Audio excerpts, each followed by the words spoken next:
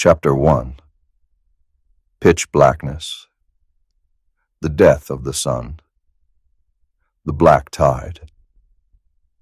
Raid on the dreadlocks. Almost caught. Split up. Hope in the East. 1997. The sun had fizzled out 20 years ago, and left in its wake with a liminal oasis of darkness with dim hope. The stark contrast to the livelihood of the daytime. Daytime was now nighttime, and hence happiness was sadness, and abundance was loss. Through the blackness we see Budsworth Rossland. He is pale and broad. He walked the edge of the world. He wasn't tall, but he had a big frame, big hands. His shoulders were set wide. Along his back rested a burlap strap and bag. Inside, a worn flint striker, jerky rations, medical supplies, his Remington Model Ken sawed-off double-barrel shotgun, and a locket with a small copy of the oil painting Le Grand Canal by Claude Monet. Over his upper back draped a rugged and ripped flannel. He stares through you with cold eyes, that which rest purple bags, signs of unrest, wear and tear. When the stars died, he ran and ran. He ran some more, hoping to physically escape his mental anguish, but what he found was more trouble. No friends to share with, no woman to love, entangled within the roots of a highly feared gang called the Black Tide. And that day they were enveloped in a thick darkness swallowing them whole, as was the rest of Earth the day the stars died. There was no light at all save for a dim reflective glow, faintly visible coming from the east. The Lightfall, it was called. It wasn't known if it was real or just a legend, but some nights it shined brighter than others. The unbearably cold wind blew through Budsworth's flannel, like an arrow piercing through armor, and his flashlight flickered with uncertainty, an allegory for his path forward. An item from a past time that didn't exist anymore, with batteries that were supposed to die long ago. An allegory for Budsworth. His shadow cast like some child's nightmare along abandoned buildings that were once cared for. You know, this is more than a supply run. It's about sending a fucking message, called Talon from Bud's right. They don't get to keep pushing into our territory. We make sure they know it tonight, and know it well. Talon was the leader of the Black Tide, and friend of Bud for long enough that there weren't use counting. He was a serious man, a leader at heart, and he took to his own and his own only. He was taller than Bud, and a tattered scarf rested across his shoulders, and he had a large belt and a sling, packed with ammunition for his golden Colt and 1911. Engravings of powerful currents plastered the sides of the gun, almost like rivers on a map, the work of a cartographer. And stashed in his belt was a military surplus monocular. The air around Bud was thick and anxiety was high, and the packy snow crunched under the boots of the Black Tide members, and the darkness was just shy of enveloping the group. The artificial lights from days gone fought to the brink of death. A nervous, nasally voice began in front of Bud. "We're just taking what's ours, right? They ain't got a claim on the city?" Cade spun around to look for reassurance, and his beady eyes and round face pronounced his inexperience. His eyes shifted from Talon to Budsworth. "They've got a good setup, though. I heard they got enough food to last them weeks." Bud reached up and tucked his thumb under his strap and readjusted his pack back on his shoulder. and shifted his body to the right to compensate. "They've been hoarding," he said, dryly. "It's all right. We'll take it from him." And he looked up to meet Cade's gaze, noticing his unease. Cade was still trotting backward, facing the other two men. A smirk began forming on Talon's face. Bud studied Cade. "You ain't backing out now, kid. You one of them." Jinx glanced at Talon and back at Cade before mimicking the same smirk that Talon had. "He's nervous. It's his first real run with the tide," he said, and shifted his gaze to Cade. "Don't worry. Things go south, Talon's got the covering your ass, so I guess you won't be dying tonight." Jinx had a ropey, lanky body, and his clothes draped over it like curtains over an open window, and his long arms accentuated this, all of which contrasted with his demeanor. A voice called out from the front of the group, some small but assertive female voice, with an indescribable tang to it. "Less talking. I can hear everything up here, and if one of you fucks up and gives us away, we'll actually get the new kid killed," said Freedom. "Hey, stay tight. Stick to the plan," Talon replied. "Freed, I need you with me the entire time. No more so-called lapses in communication." In the distance was a silhouette of a structure, not sleek or professional in appearance. Someone had been home yesterday, but not years ago. The brick and lime mortar towered above the ember-framed silhouettes of the black tide. "We're here." "Now remember, this ain't personal," barked Talon. "We ain't here for revenge. We're here for what's ours." The group continued to gain ground on the building, and Cade began to drag his feet, and he'd had his chin down and his arms crossed as if he'd hug himself. Ever so slightly tilting his head toward Bud, he began muttering. "I didn't think it'd be like this. You make it look easy." Bud pursed his lips and raised his eyebrows and didn't respond. Cade meagerly glanced back at Jinx, who was looking straight ahead at the building, zoned out.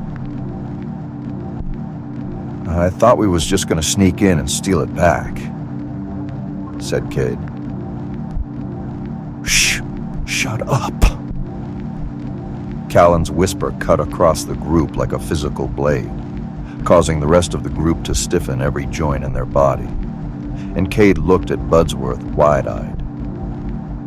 Budsworth glared at him, then shook his head and looked back up to where Talon was standing. He had flicked up his left arm and extended his thumb, with his index finger down and his middle finger down, and the fourth and pinky finger were up in the air, a signal to remain quiet. The group began to move like sloths around the rubble, and Bud and Freedom were the first to fully mask themselves amongst the gravel. Cade was looking around panicked and aimless. Bud reached out and grabbed him by the sleeve, pulling him down into the same crevice as him, the only sounds being the scratching of soles against the rubble. Bud peered up enough to see what was in front of the group in his peripheral, and through the forced silence a sound arose. Footsteps. Cold, calculated, and performative, as if it was a soldier doing a routine walk. Bud whispered to Cade, "It's a dreadlock scout. Stay quiet." As the group waited and watched, the footsteps grew louder, and through the pitch black a silhouette, lit with amber undertones, began to make himself visible to the group. The man was placing one foot in front of the other and wore baggy patched-up cargo pants that were frayed at the ends, and an army surplus jacket with no sleeves, ripped at the seam on one side and taken off with a blade on the other. tattoos layered on his forearms like fractals of ink around warped geometry, and around them were thick, dense shields fastened out of old car tires. Draped over his torso, a torn Kevlar vest, and dreadlocks down to his upper back, as expected. His hair was tied back with copper wire, and on his back he carried an old SKS rifle with a tattered sling. All attributes reminiscent of his demeanor. Twitchy, alert, but also dormant. He looked as if it was his 20th patrol that day. A whisper came from Freedom. "Shit, you think they heard?" As she huddled closer to Talon, who answered with a growl. "Doesn't matter. Stay down. If they see us, we fall back." Talon reached up and scratched his beard, then scratched behind his ear. Bud had his hand hovering over his Brillat bag as if he was ready to quick-draw in the duel, and his hand was hovering over where the stock of his Remington Model 10 would be. His muscles were coiled like a serpent about to strike. And then a beat of unbearable silence ensued. Bud's eyes shifted to Cade, then back to Talon, then back to the dreadlock scout again. The scout took a deep, long breath and exhaled. "Fuck," he muttered under his breath, a relieved undertone. The sole of one of his boots shifted on the ground as he turned back around, a loud, abrasive sound comparatively to the silence of the black tide. Bud kept his eye on the scout and watched him stroll away from the group, his flashlight dimming more and more, though it still could have been spotted for miles. Talon snapped his head over to look at Cade, and his dark brown eyes looked through him. "You screw us like that again, you better hope the dreadlocks finish you before I do," he barked, still keeping his voice low. He began to slowly and deliberately stand back up, and he'd ushered the rest of the group to do so. Bud stood up and adjusted his strap and made his way around the rubble, closer to Talon, Freedom, and Jinx. "They're on edge," whispered Talon. "We move fast, we move quiet.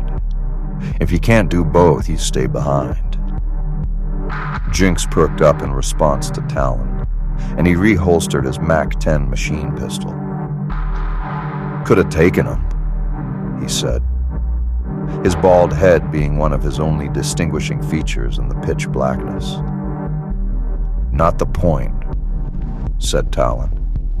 "We're not here to get loud, at least not yet. We're here to bleed him dry." Talon pursed his lips and looked over at Budsworth, then gave him a nod of approval. "All right now, let's get a move on," said Bud under his breath. "Jinx, you're gonna split up with us. Flank around to the other side and create a diversion by firing some shots into the air," said Talon. "Afterward, you turn your flashlight off and you make no noise. You ain't to be seen by no one." "All right, I got it," Jinx replied obediently, adjusting his leather jacket and then posturing the scratching itch on his mid-back. "And no bullshit neither. You do what I say," Talon continued. "Yeah, okay," Jinx said childishly. "Freed, you're with me. When the guards come out to investigate the sound, we're gonna come up from behind, silently, flashlights off." Freedom gave a stiff nod and brushed her ropey black hair out of her face. She rubbed her eyes and looked over at Budsworth and Cade, and a smirk made its way onto her face, anticipating what Talon was going to say. "Cade, you're going with Buddy, and you will make your way into where we know our stash to be. You have your bags, so load up all of our rations and ammo, and a large sum of theirs, too. If things go south and get loud, you got me on the walkie." Talon looked at Bud and gave him another nod of approval while narrowing his eyes. Jinx brought his neck from one side to the other until it cracked, whilst looking at Cade. "Didn't you say I was going to be protecting the new kid?" he said. "I changed my mind. He'll have to learn to hold his own. Buddy will help him, but he won't help him too much." Bud turned his head to face Cade, who looked like a deer in headlights, and across Bud's face a smirk started. However, it was not a full gesture of happiness nor approval, more of a grimace, a memory of what was once a smile. There was something in the air that night, but it bore no name and lent itself to no side. It was not good and it was not evil, and those who'd come up believing in such things had long since laid them down like rusted tools in the weeds. All in all, what did a man have now but his mind? And Budsworth had his, no doubt, but his mind was in a place no road could take him. And though he reckoned he understood the work that lay before him in the shape of his place among the men he called brothers, it was a knowledge shallow and brittle. Beneath that thin veneer was the void, and he knew it. The same knowing that comes to all men in time. But he did not fear it, nor did he fight it. The black tide was no more righteous than the dogs they had warred against, and no more holy in cause nor cleaner in their kill. They were, like all things in this world, scrabbling upward in the dark. 1,000 gangs and wandering sects clawing at one another's backs in the hopes of pulling themselves into some dim semblance of order or meaning, like crabs in a bucket built from the bones of the old world.